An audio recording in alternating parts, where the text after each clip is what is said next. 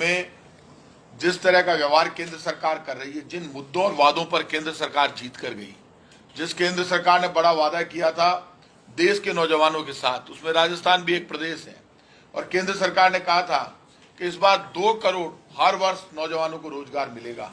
बड़े बड़े वादे बड़े बड़े मुद्दे, बड़ी बड़ी बातें, ये वही केंद्र की सरकार है जिसने कहा था अच्छे दिन आएंगे, 15 लाख सबके खाते में जमा हो जाएंगे, पेट्रोल डीजल सस्ता हो जाएगा। आजादी के बाद पहली बार ऐसा हुआ जब गैस सिलेंडर की सब्सिडी खत्म, गैस सिलेंडर के भाव 7वें आसमान को छू रहे हैं। आम आदमी को रोटी और रोजगार चाहिए। रोजगार के नाम पर इस देश में कहीं भी किसी को कुछ नहीं मिल रहा। बीजेपी कभी भी काम के आधार पर वोट नहीं मांगती।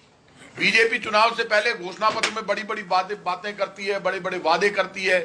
यही बीजेपी के लोगों ने कहा था केंद्र के चुनाव के वक्त, अब और नहीं पेट्रोल डीजल की मार, अब की बार मोदी सरकार आ गई, क्रूड ऑयल सस्ता हो गया, और क्रूड ऑयल सस्ता होने के बावजूद एक्साइज ड्यूटी लगातार बढ़ाकर आपने सिर्फ एसआर के पंपों को, रिलायंस के पंपों को जिंदा रखने के लिए, अंबानी और अडानी को लगभग देश के 20-25 उद्योगपतियों को फायदा पहुंचाने के लिए आपने पेट्रोल डीजल पर एक्साइज ड्यूटी बढ़ा दी और गैस के दाम 7वें आसमान पर चले गए। डेमोक्रेसी में एक बात का फैसला हो जाना चाहिए कि तराजू के पलड़े में हर सरकार को, हर पार्टी को तोलने का जनता को अधिकार है। यदि कांग्रेस गड़बड़ करे तो कांग्रेस का विरोध होना चाहिए, लेकिन बीजेपी गड़बड़ करे तो बीजेपी को भी जवाब मिलना चाहिए। बीजेपी के लोग, मैं आज कह रहा हूं आपको, केंद्र के बजट को और राजस्थान के गहलोत सरकार के बजट को तराजू के एक एक पलड़े में रख दो, और मैं खुली चुनौती दे रहा हूं बीजेपी के लोगों से, राजस्थान के किसी भी मंच पे बहस कर ले। इनके नेता बहस की चुनौती दे रहे थे, मैं दे रहा हूं ना बहस की चुनौती। राजसमंद की धरती पे बहस करना चाहते हो, साड़ा में करना चाहते हो, सुजानगढ़ में करना चाहते हो, जयपुर में करना चाहते हो, विधानसभा में कटारिया जी ने बहस की, अशोक गहलोत जी के सामने एक बात का जवाब नहीं दे पाए, क्योंकि काम कुछ किया ही नहीं।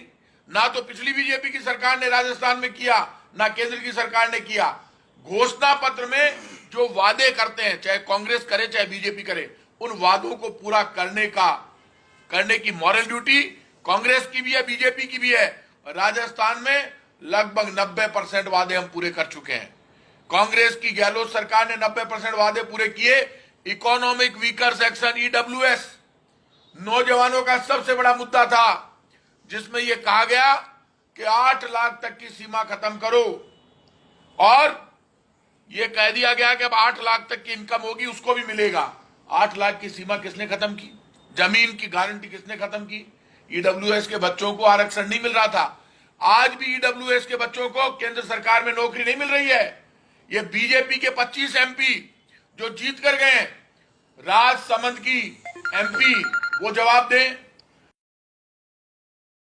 सरकार राजस्थान का मॉडल ना ले तो पूरे देश में करोड़ों नौजवानों को रोजगार मिल सकता है, करोड़ों। राजस्थान के बच्चों को केंद्र की नौकरियों में हक नहीं मिलेगा। राजस्थान में तो मिलेगा, लेकिन केंद्र की नौकरियों में नहीं मिलेगा। जवाब दो, आप क्यों नहीं दिलवा पा रहे? बीजेपी के लोग नाम लेते हैं भगवान राम का कि हम राम के भक्त हैं, राम की कोई बात मानते नहीं, राम का सिद्धांत मानते नहीं। राम मंदिर का फैसला भी बीजेपी ने नहीं किया है। राम जी जिस दिन चाहते थे उस दिन, भगवान राम की कृपा तो स्पेशल है। भगवान राम तो शांति, अमन, चैन और आदर्श राजा थे। उन्होंने उस दिन फैसला किया, सुप्रीम कोर्ट से डिसीजन आया कि राम मंदिर बनेगा। सुप्रीम कोर्ट के फैसले से राम मंदिर बन रहा है, ये नहीं बना रहे। आज मैं आपसे कह रहा हूं, पूरा देश, सुप्रीम कोर्ट ने फैसला दिया तब राम मंदिर बन रहा है। भगवान राम चाहते थे कि राम मंदिर बने, इसलिए बन रहा है। हम खुद भगवान राम के वंशज हैं, पूरा मंदिर बनाने में सहयोग करेंगे। मंदिर बीजेपी का नहीं है, भगवान राम का है, हमारा सबका है। और मैं आज आपसे कह रहा हूं कि हम एक फैसला करते हैं आज। जो कल कटारिया जी ने बयान दिया और जिस तरह की भाषा का उन्होंने प्रयोग किया, ये पहली बार नहीं हुआ है। पहले सतीश पूनिया जी प्रदेश अध्यक्ष इनके वल्लभनगर की धरती पर जाते हैं और जाकर प्रातः स्मरणीय आन बान शान के प्रतीक महाराणा प्रताप, जब वियतनाम के राजा यहां पर आए तो उन्होंने हमारी देश की सरकार से कहा कि मैं हल्दी घाटी जाना चाहता हूं, मैं चित्तौड़ जाना चाहता हूं, मैं उदयपुर जाना चाहता हूं। क्योंकि वियतनाम ने जब अमेरिका को हराया तो वियतनाम की हिस्ट्री में लिखा हुआ है कि हमने महाराणा प्रताप से इंस्पायर्ड होकर ये युद्ध लड़ा, हम युद्ध जीते। आपको पता है वास्तविकता अभी भी लिखा हुआ है वहां, हमने इतने इंस्पायर्ड है लोग। पूरी दुनिया जब भारत में आती है तो मेवाड़ की धरती पर आकर इस धरती को अपने सिर पर लगाकर नमन करना चाहती है। आप जिस तरह की भाषा बोल रहे हो, आप ना राम के सगे हो ना महाराणा प्रताप के। बीजेपी के लोग सिर्फ धर्म और जाति के नाम पर टकराव खड़ा करके महापुरुषों का नाम लेकर और वोट लेना चाहते हैं। महाराणा प्रताप जब युद्ध लड़ रहे थे तब उनकी सेना का सेनापति हाकिम का सूरी एक मुसलमान पठान था, एक भामासा वैश्य समाज का व्यक्ति था जिन्होंने महाराणा प्रताप की मदद की, वो भी सेनापति बना। एक पुंजा राणा की जिनको उपाधि मिली, पुंजा भीलों का सरदार जिनको पुंजा राणा की उपाधि मिली, वो सेनापति था। एक झाला मन्ना राजपूत सेनापति था जो मुसलमान, आदिवासी, वैश्य समाज के लोगों को सबको लेकर लड़े। उन महाराणा प्रताप को आप जिस तरह की भाषा का उनके लिए प्रयोग कर रहे हैं, वो भाषा शोभा नहीं देती। आपको कटारिया जी सिर्फ माफी मांगने से पार नहीं पड़ेगी। माफी का तो आपने उसी दिन अधिकार खो दिया जिस दिन आप गुस्सा करके अभी भी बयानबाजी कर रहे हैं। अभी तक आप लोगों को, इनको सबक मिलेगा बीजेपी के लोगों को, ना गरीब को खुद कुछ देते हैं। हर गरीब की योजना, नौजवान की योजना, बजट में सारे रिलैक्सेशन हमने दिए। राजस्थान में फ्री दवा योजना कौन लेकर आई? कांग्रेस पार्टी। फ्री जांच योजना कांग्रेस पार्टी। अभी 5 लाख तक का फ्री इलाज मुख्यमंत्री चिरंजीव बीमा योजना में हम करने जा रहे हैं। 5 लाख तक का फ्री इलाज वो कांग्रेस लेकर आई। राजस्थान कोरोना संकट में नंबर 1 बनकर स्टेट निकला। वैक्सीनेशन में हम नंबर 1, इलाज करने में नंबर 1, कोरोना का फ्री जांच करने वाला पहला राज्य राजस्थान बना। कोरोना का फ्री इलाज करने वाला पहला राज्य राजस्थान बना। आप आश्चर्य करेंगे, ऐसा जबरदस्त काम जिसमें राजस्थान नंबर 1 पर आया। मॉडल स्टेट बनकर हम राजस्थान नंबर 1 है कोरोना संकट के समय में काम करने में। मुख्यमंत्री ने पहले नारा दिया, कोई भूखा नहीं सोएगा, पूरा राजस्थान खड़ा हो गया। लॉकडाउन के दौरान सारी सरकार, सारी एनजीओ, हर आदमी हर घर से निकला रोटी लेकर और सब जगह तक रोटी पहुंची। उसके बाद नारा दिया, कोई इलाज के अभाव में मरेगा नहीं, 40,000 के इंजेक्शन फ्री, लाख रुपए के injection free, free of cost इलाज हुआ। उसके बाद नारा दिया, कोरोना के विरुद्ध जन आंदोलन, और राजस्थान में 2 करोड़ मास्क फ्री में बांटे गए और पूरी जनता खड़ी हो गई। ये लड़ाई जनता की है, ये लड़ाई हिंदुस्तान की है, ये लड़ाई हिंदुस्तान की आवाम वर्सेज मोदी सरकार की है। किसान आंदोलन चल रहा है, मैं लोगों से अपील करने के लिए आया हूं। मैं खुद आंदोलन से निकलकर राजनीति में आगे आया हूं, स्टूडेंट मूवमेंट से निकला हुआ आदमी हूं, और हमेशा ये स्टूडेंट मूवमेंट से निकला हुआ व्यक्ति हमारे साथ बैठा जो राजसमंद की धरती पर ये संभाल रहे हैं इस पूरे चुनाव को, जो खुद राजस्थान यूनिवर्सिटी के अध्यक्ष रहे हैं। मैं राजसमंद की धरती के लोग, ये सारे स्टूडेंट मूवमेंट से निकले हुए लोग हैं। ये महेश प्रताप सिंह, ये दुष्यंत, ये पुष्पेंद्र जी अध्यक्ष रहे। मैं आज आपसे कह रहा हूं, राजसमंद, साड़ा और सुजानगढ़ का चुनाव की जीत कांग्रेस जीतेगी तो वो आवाम की जीत होगी, वो किसान की जीत होगी। किसान आंदोलन में लगभग 350 किसानों की मौत हो गई वहां पर। उन 350 किसानों के परिवार दुआ देंगे, खून के आंसू रोते हैं, रोज मोदी जी को कोसते हैं, रोज बीजेपी को कोसते हैं, चिल्ला चिल्ला कर कहते हैं हमारे परिवार को मार दिया। आज भी बॉर्डर पर सड़क पर बैठे हैं। यही बीजेपी के लोग कहते थे किसान बिल के समर्थन में हम गांव गांव में जाकर लोगों को बचाएंगे। बीजेपी के लोगों, अब बंद क्यों कर दी आपने मीटिंगें? क्यों बंद कर दी? इसलिए बंद कर दी कि किसान जूत मार रहे हैं। इनके एक विधायक के पूरे कपड़े फाड़ दिए पंजाब में, आपको पता है, पूरे कपड़े फाड़ दिए, पुलिस नहीं बचा पाई। आप किसान से लड़ रहे हो। आप कल कटारिया जी का घमंड देख के लोग विरोध करने जा रहे हैं तो धमकी दे रहे हो, मैं कमजोर नहीं हूं, मैं मार दूंगा, मैं काट दूंगा। आप महाराणा प्रताप से भी वीर हैं। आपको ये वीरता का तगमा किसने दिया? आप यदि वीर हैं तो हम हाथ जोड़कर आपको नमस्कार करते हैं। लेकिन कटारिया जी, महाराणा प्रताप के बारे में इस तरह की भाषा का प्रयोग मत करो। ये राजसमंद की धरती महाराणा प्रताप की धरती है। यह महाराणा प्रताप घूमे। ये साड़ा की धरती महाराणा प्रताप की धरती है। जिस धरती को महाराणा प्रताप ने खून से सींचा, उस धरती पर खड़े होकर उनके लिए आप अपमानजनक शब्दों का प्रयोग कर रहे हो। यदि आप माफी मांगते, देश से कहते हैं हम किसानों की मौत के लिए माफी मांग रहे हैं, किसान विरोधी बिल के लिए माफी मांग रहे हैं। गांव गांव में, गली गली में शोर है कि बीजेपी देश के कुछ पूंजीपतियों को फायदा पहुंचाने के लिए कानूनों का निर्माण कर रही है। आपने किसान के विरोध में तो बिल लेकर आ गए आप। ईडब्ल्यूएस में आपको चिंता नहीं हुई राजस्थान के बच्चों की, देश के बच्चों की? मौका है। और कटारिया जी को, सतीश पूनिया जी को, बीजेपी को सबक मेवाड़ की धरती को सिखाना होगा। लगातार 4 बार से बीजेपी यहां से जीत कर गई राजसमंद से। क्या काम कर दिया? सारी योजना हमारी है, सब काम हमने किए, चाहे वो फ्री दवा थी, चाहे और कोई योजना है, चाहे बेरोजगारी भत्ता है, चाहे बुजुर्ग विकलांग विधवा पेंशन है। क्या किया? कुछ नहीं।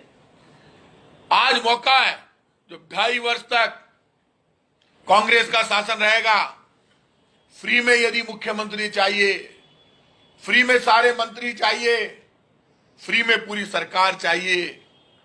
2.5 साल तक यहां की विधायक के नाम से मुख्यमंत्री अशोक गहलोत जी ने कॉलेज खोल दी, 4 विधायकों को अमर कर दिया। किरण माहेश्वरी जी, गजेंद्र सिंह सक्तावत, ऐसा कोई मुख्यमंत्री है?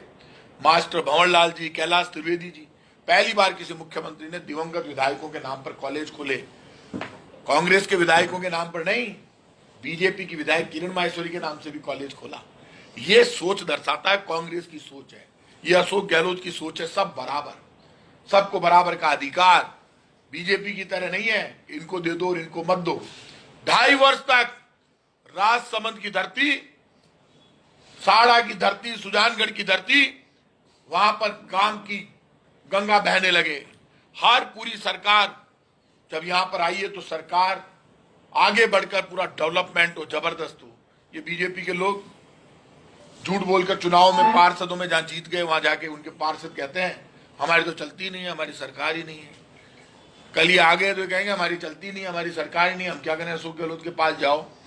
जो सरकार अशोक गहलोत की है तो फिर अशोक गहलोत की पार्टी कांग्रेस को जिताओ। तो कांग्रेस जीतेगी तो मंत्री, मुख्यमंत्री सब अपने आप ही काम करेंगे, सारा काम दौड़ दौड़ कर होगा। इसलिए जरूरी है कि कल कटारिया जी ने अपना पूरा स्वरूप दिखा दिया कि हमारा असली चेहरा यही है। हम मेवाड़ की धरती पर, जिस मेवाड़ को उन्होंने आज भी चित्तौड़ के किलों को देखने के लिए, कुंभलगढ़ को देखने के लिए, उदयपुर को देखने के लिए, उन लोगों की बनाई हुई झीलों को देखने के लिए, उनके संघर्ष, आन बान शान, कैसे वो लड़ते थे, क्या उनका संकल्प था, क्या उनका वचन था। जिन लोगों ने ये कहा कि हम तो यहाँ के राजा तो एकलिंग जी हैं, हम तो एकलिंग जी के दीवान हैं, एकलिंग जी को ठिकाने का मालिक बताया, जिन लोगों की सोच ये थी, आज उनका जिस तरह से अपमान किया। आज मैं राजसमंद की धरती पर हूं, मुझे भरोसा है कि इस मेवाड़ की धरती पर निश्चित रूप से, मेवाड़ की धरती पर निश्चित रूप से कांग्रेस पार्टी जीतेगी। लोग हाथ के निशान का बटन दबाएंगे। और मैं आज आपसे कह रहा हूं, ये बीजेपी के नेता सब झूठ के जनरेटर हैं, इनसे बड़ा झूठ कोई नहीं बोलता। ऐसे झूठ के जनरेटर मैंने आज तक नहीं देखे। और ये इतने बड़े धोखेबाज हैं कि ये चुनाव से पहले कुछ और बात करते हैं, चुनाव के बाद कुछ और बात करते हैं। इनकी किसी भी बात का कोई भरोसा नहीं है। ये बिल्कुल मोदी जी के अनुयायी है, जिन्होंने कहा था 15 लाख पक्के दूंगा, अच्छे दिन लेकर आऊंगा। भाइयों बहनों, चिंता मत करो, 2 करोड़ नौकरियां पक्की है। एक भी वादा इन्होंने पूरा नहीं किया, ना ये करेंगे। कोई जनता की स्कीम ये लेकर नहीं आए, क्योंकि इनको घमंड है। और एक ही काम किया है केंद्र की मोदी सरकार ने, एयरपोर्ट, जितने हवाई अड्डे बनाए कांग्रेस सरकार ने, रेलवे, बीएसएनएल, सारी जितनी संस्थाएं कांग्रेस सरकार के टाइम पर बनी, वो सारी संस्थाएं, रेल बिक गई, एयरपोर्ट बिक गया, बीएसएनएल बिक गया, और बड़ी बड़ी कंपनियां बिकने जा रही है। सारी कंपनियों को बेचने का काम कर रहे हैं, रोजगार की कोई चिंता नहीं है, उल्टा काम कर रहे हैं और लोगों को वापस में नारों पर, मुद्दों पर घुमाना चाहते हैं। नारों से पेट नहीं भरता। मुझे पक्का विश्वास है कि राजसमंद की धरती, साड़ा की धरती के लोग, सुजानगढ़ के लोग और इस राजसमंद की धरती के लोग गुलाब चंद कटारिया जी के जो ओछे बोल, जो मेवाड़ का अपमान उन्होंने किया है, मेवाड़ की जनता का जो अपमान उन्होंने किया है, आन बान शान की धरती, गौरवशाली धरती है, इस मेवाड़ की माटी का अपमान किया है। राजसमंद की माटी का अपमान गुलाब चंद कटारिया और सतीश पूनिया ने किया है। अब राजसमंद की माटी के सम्मान का सवाल है और मुझे पक्का विश्वास है मेवाड़ की धरती, राजसमंद की धरती का एक एक बच्चा निश्चित रूप से मेवाड़ की धरती के सम्मान के लिए बीजेपी को हराकर और कटारिया जी के ओछे बोल और सतीश पूनिया जी के गलत कामों के खिलाफ कांग्रेस पार्टी के हाथ के निशान का बटन दबाकर कांग्रेस को जिताएगा, जिससे बीजेपी ने जो ये झूठ बोलकर महापुरुषों का, भगवान का नाम लेकर जो राजनीति शुरू की है उसका मुंह तोड़ जवाब मिलेगा। और मुझे पक्का विश्वास है मेवाड़ की धरती के सम्मान के लिए राजसमंद के लोग कांग्रेस पार्टी को जिताएंगे और हम भरोसा कर देते हैं कि एक एक व्यक्ति का सम्मान, राजसमंद का विकास कांग्रेस की गहलोत सरकार की जिम्मेदारी होगी। सब मिलकर एक ऐसा राजसमंद सामने लेकर आएगा जो मेवाड़ का मान और सम्मान बढ़ाएगा और देश में राजसमंद का एक अलग स्थान होगा। आपने भी महंगाई का हवाला दिया है, पेट्रोल डीजल महंगा है, क्यों नहीं राज्य सरकार अदर स्टेट है उसके अनुसार अगर वेट लगाए तो? एक बात आप तय कर लीजिए कि ये जो केंद्र सरकार की चमचागिरी की भाषा हम सबको बंद करनी पड़ेगी। मध्य प्रदेश से कम वेट है राजस्थान में। राजस्थान के हिस्से का हजारों करोड़ रुपया, 20 से 25 हजार करोड़ रुपया केंद्र सरकार दबा कर बैठी है। एक्साइज ड्यूटी जो बढ़ाई इन्होंने पेट्रोल डीजल पर, उसमें राज्यों का हिस्सा खत्म कर दिया। आप नोट कर लेना, special excise duty, original excise duty, और अब जो नई एक्साइज ड्यूटी लेकर आए उसमें राज्यों का हिस्सा नहीं है। केंद्र से हमें हिस्सा नहीं मिलेगा। केंद्र सरकार तो पैसा दे नहीं रही, जीएसटी ले गए पूरी, राज्य चलेंगे कैसे? जो पैसा यहां आ रहा है वो तो दिख रहा है कहां खर्च हो रहा है। फ्री दवा योजना में खर्च हो रहा है, जांच योजना में खर्च हो रहा है, बुजुर्ग विकलांग विधवा पेंशन में खर्च हो रहा है, फ्री अनाज में खर्च हो रहा है। लेकिन मुझे ये बताइए, पहले भी जब क्रूड ऑयल $130 प्रति बैरल था, $130, $140 प्रति बैरल, तब पेट्रोल डीजल सस्ता था। अब तो $40 प्रति बैरल है, तब आपने महंगा कर दिया। तब भी वेट राजस्थान में इतना ही था।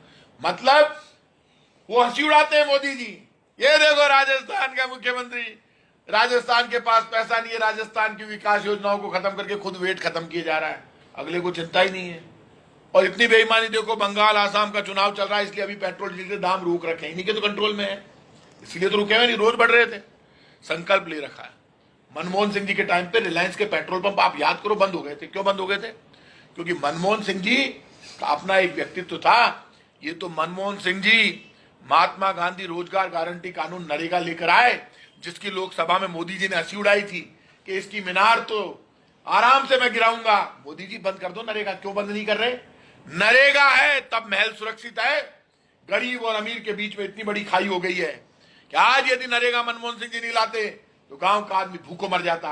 रोजगार गारंटी कानून लेकर आए, तब आज भी केंद्र सरकार उसको चला रही है, वो भूख उसकी मिटती है, तभी तो महल सुरक्षित है। देश में कह रहते हैं सब मंत्री, भाजपा में हमारे एक भी जो केंद्र के मंत्री उन पर कोई करप्शन नहीं है। आप मुझे एक बात बताइए, भारतीय जनता पार्टी के शासन में जो करप्शन हुए वो सबके सामने है। वसुंधरा जी के कार्यकाल में पहली बार एंटी करप्शन डिपार्टमेंट ने 1064 एक की जबान पर है। पहली बार कलेक्टर, एसपी, बड़े बड़े अधिकारी, रोज भ्रष्टाचार निरोधक ब्यूरो काम करता है। कौन कर रहा है? कटारिया जी कर रहे हैं।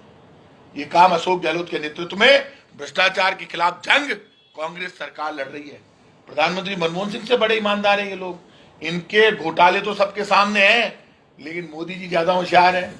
प्रधानमंत्री मनमोहन सिंह जी, सोनिया जी, राहुल गांधी, ये तो खुद के आदमी भी थे, तो उनके खिलाफ भी कार्रवाई हुई थी, याद है आपको।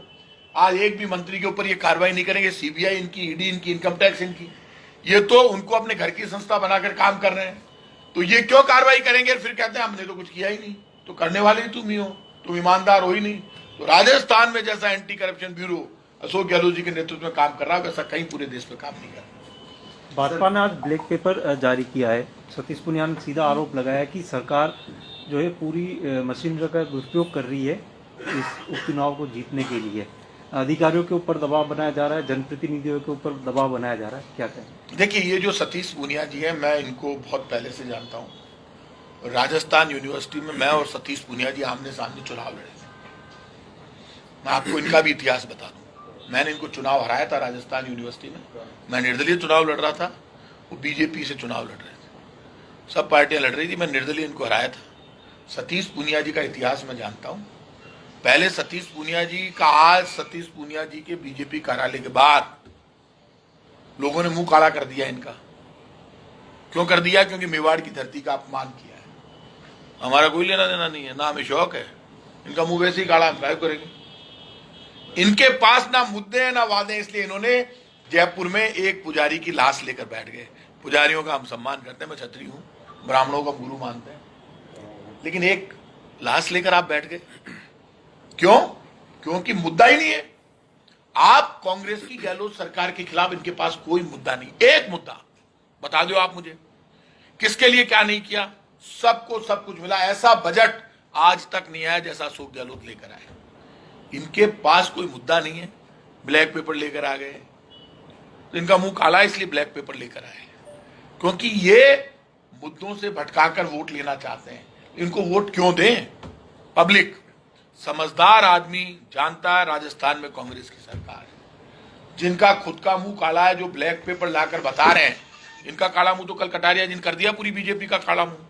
अब ब्लैक पेपर इसलिए लाए हैं क्या कि कल कटारिया जी ने मुंह काला कर दिया बीजेपी का? तो अपने काले कारनामों का जवाब दो, अपनी काली भाषा का जवाब दो। आपने देश के साथ जो गद्दारी की है उसके लिए ब्लैक पेपर लाए हो क्या? जो मोदी जी झूठ बोला उसके लिए ब्लैक पेपर लाए हो? किसके लिए लाए हो? ये ब्लैक पेपर लाने से, ब्लैक पेपर इनको लाना चाहिए केंद्र की मोदी सरकार के खिलाफ। बड़े बड़े बोल बोलने से कुछ नहीं होता। पूनिया जी, एक आंदोलन नहीं कर पाए आप प्रदेश अध्यक्ष बनने के बाद पूरे राजस्थान में। जो आदमी विपक्ष की भूमिका नहीं निभा पाया, 100 आदमी जयपुर में नहीं जुटा पाए। मैं तो जयपुर का जिला अध्यक्ष हूं। सिर्फ रोज प्रदर्शन होते थे जब हम विपक्ष में थे, लेकिन मैं लाश लेकर कभी नहीं बैठा। और जब इन्हीं लोगों ने, जब उसके गांव में एक एनकाउंटर किया इन्होंने आनंद पाल सिंह की लाश को लेकर, उसने परिवार ने कहा हमारे उसको मार दिया आपने, कोई बात नहीं, हम लाश लेकर घर में डीप फ्रीजर में नहीं रखने दी। 3 लोगों को गोलियों से मार दिया उस वक्त जब आनंद पाल का एनकाउंटर किया। उसके बाद 3 आदमियों, भीड़ इकट्ठी थी वहां, और जबरन रात में दाह संस्कार किया उसके परिवार को, पूरे गांव को, हर जाति धर्म के व्यक्ति को बंधक बनाकर। ये वही बीजेपी के लोग हैं। और अशोक गहलोत ने जब पुजारी की लाश आई, एक लाठी नहीं चलाई, 7-8 दिन तक इंतजारी करते रहे। ये वही लोग हैं जो पहले आनंद पाल को गोली मारते हैं, उसको मार देते हैं, उसके बाद 3 आदमियों को इसलिए मार देते हैं क्योंकि वो इकट्ठे हो जाते हैं वहां।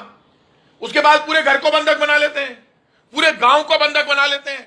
गोलियां चलती है, 3 आदमी मरते हैं, 500 गाड़ियां तोड़ देते हैं जो वहां जाते हैं। 500-1000 गाड़ियां बुलडोजर से तोड़ते हैं ये बीजेपी के लोग, और सरेआम फायरिंग होती है। 1.5 लाख लोग इकट्ठे होते हैं।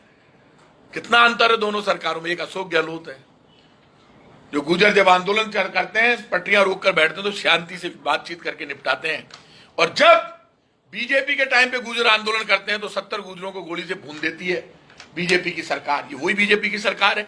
कहां तोलोगे आप? जो 70 गुजरों को मार देती है, बीजेपी की सरकार ने मारा था। यही वसुंधरा जी मुख्यमंत्री थी, ये गुलाब चंद जी कटारिया गृह मंत्री थे, यही थे गुलाब चंद जी कटारिया जिन्होंने 70 गुजरों को गोली से भून दिया था। और यही गृह मंत्री थे तब आनंद पाल के वहां पे जब भीड़ इकट्ठी हुई। क्या भीड़ इकट्ठी नहीं हो सकती क्या? पहले उसको मारा, उसके परिवार को बंधक बनाया, डी फ्रीज में नहीं रखने दिया, फिर 3 लोगों को गोलियों से भून दिया। कटारिया जी आप तो महान हैं, आपको कौन क्या समझाए? और फिर लाश लेकर बैठ जाते हैं पुजारी की वहां पर। अशोक गहलोत लाठी नहीं चलाता, सह सम्मान समझौता करता है, और उसके बाद पुजारी की लाश को वहां दाह संस्कार करवाया जाता है। सर आपने ये कहा है कि कटारिया ने प्रताप का अपमान किया था। आपकी सरकार ने आते ही 10वीं के कोर्स में परिवर्तन करके अब इनको महाराणा प्रताप को हल्दी का युद्ध हारा हुआ बताया था। ये गलत बात है। अरे मैंने तो बिल्कुल सर 10वीं, अरे बोल दिया आपने, मैं सुन लिया। काका हमारी जिंदगी भर वही काम है यार, बात करवाओ। ऐसा है, ये बिल्कुल गलत बात है। ये इन्हीं के लोगों का षड्यंत्र था। इनकी सरकार के टाइम पर जो पाठ गलत लिखा गया था इनके कोर्स के द्वारा, उसके बाद मेवाड़ के सारे प्रतिनिधिमंडल मेरे साथ अशोक गहलोत जी से मिले। उस पाठ को हमने बदला। उस पाठ में महाराणा प्रताप को पाठ में हारा हुआ बीजेपी की सरकार ने दिखाया था, हमारी सरकार ने नहीं दिखाया। हम तो महाराणा प्रताप को अपना गौरव मानते हैं, आन बान शान का प्रतीक मानते हैं। अशोक गहलोत जी ने बयान दिया, इतिहास कभी बदले नहीं जाते हैं। पूरा मेवाड़ का प्रतिनिधिमंडल मिला था। आपको पता है, जौहर स्मृति संस्थान वाले भी थे, उदयपुर वाले भी थे, चित्तौड़ वाले भी थे, और सब क्लियर किया। ये तो भाई साहब घमंड में थे, हम तो रोड मास्टर हैं, हमें कोई गलती नहीं है। कोई भी आवाज दे के हमें कहीं भी बुला सकता है, कहीं भी रोक सकता है, कहीं भी काम करवा सकता है। आज जनता की सरकार है, सबके लिए दरवाजे खुले हैं।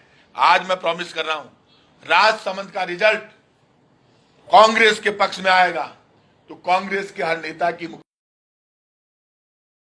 कि मेवाड़ का गौरव राजसमंद की धरती ने जिंदा रखा और बीजेपी को सबक सिखाया, तो हम सब झुककर काम करेंगे। सर मेरा सवाल, कटारिया जी पर क्या इस तरह की कमेंट को लेकर के मुकदमा दर्ज होगा, कानूनी कार्रवाई होगी? देखिए, कटारिया जी के ऊपर कानूनी कार्रवाई करना मकसद नहीं है। अब ये कटारिया जी के ऊपर कानूनी कार्रवाई तो राजसमंद की जनता को करनी होगी, मेवाड़ की धरती को करनी होगी।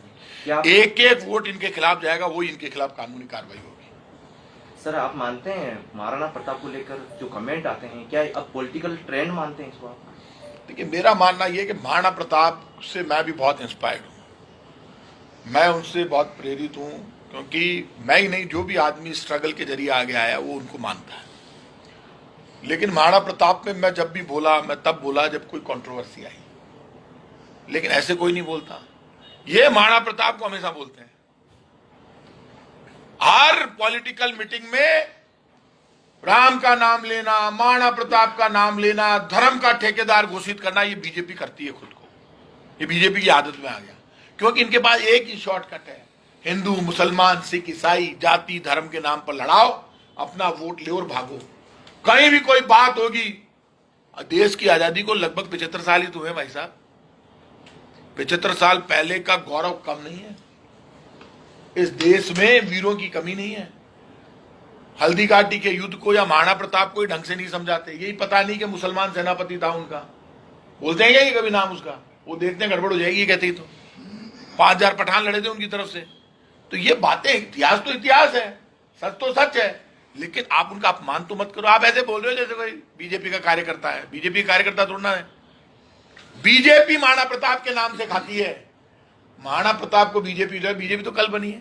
महाराणा प्रताप को इतिहास, महाराणा प्रताप का इतिहास महाराणा प्रताप के शौर्य और बलिदान ने लिखा है, बीजेपी ने नहीं लिखा, और देश के इतिहासकारों ने लिखा है।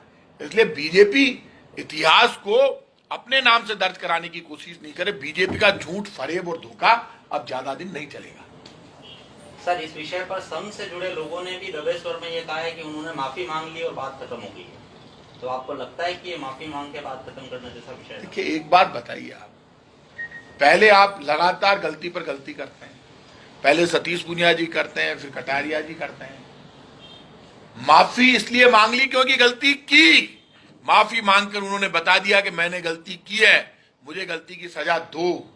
उन्होंने मान लिया कि उन्होंने गलती की, तो गलती की है, माफी मांगी तो गलती की सजा। एक चुनाव में वोट मत दो बीजेपी को, तो सबक तो मिले इनको। बार बार महाराणा प्रताप का नाम क्यों लेते हो भाई? लो तो सम्मान से लो।